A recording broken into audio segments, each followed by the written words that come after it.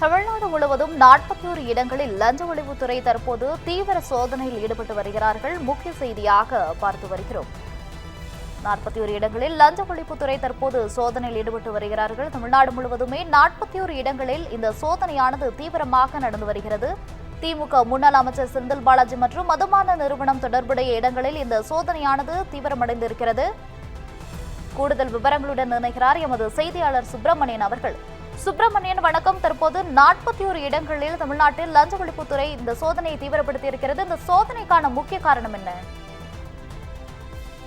தமிழகம் முழுவதும் 41 இடங்களில் லஞ்ச ஒழிப்புத்துறை போலீசார் சோதனை என்பது மேற்கொண்டு வருகிறார்கள். குறிப்பாக திமுக முன்னாள் அமைச்சர் செந்தில் பாலாஜி தொடர்புடைய இடங்களிலும் இந்த சோதனை என்பது நடத்தப்பட்டுக் கொண்டிருக்கிறது. கரூர், திருச்சி, சென்னை உள்ளிட்ட 41 இடங்களில் இந்த சோதனை நடத்தப்பட்டு வருவதாக தெரிய வந்திருக்கிறது. வழக்குடைய விவரங்களை இதுவரை லஞ்ச ஒழிப்புத்துறை போலீசார் தெரிவிக்கவில்லை. குதிரை பேரம் தொடர்பான வழக்கு ஏற்கனவே விசாரணை நடந்து கொண்டிருக்கிறது. திருவல்லிக்கேணி போலீசார் எம்எல்ஏவிடம் பேரம் பேசிய வழக்கு தொடர்பாக 14 பேரை கைது செய்து விசாரணை என்பது நடத்தி கொண்டிருக்கிறார்கள். இதில் முன்ஜாமீன் பெற்ற செந்தில் பாலாஜியும் அவரோட சகோதரர் அசோக் குமாரும் தினமும் ஆஜராகி கையெழுத்திட்டு வருகிறார்கள். அவர்களிடம் விசாரணையும் நடத்தப்பட்டுக் கொண்டிருக்கிறது.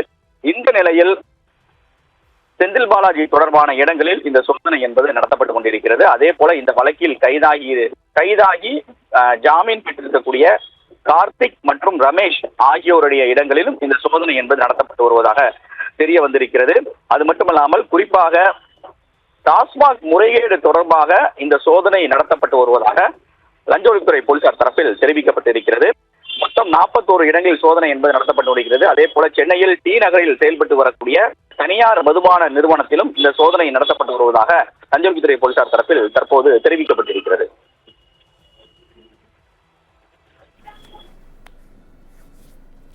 தகவல்களுக்கு நன்றி சுப்பிரமணியன்.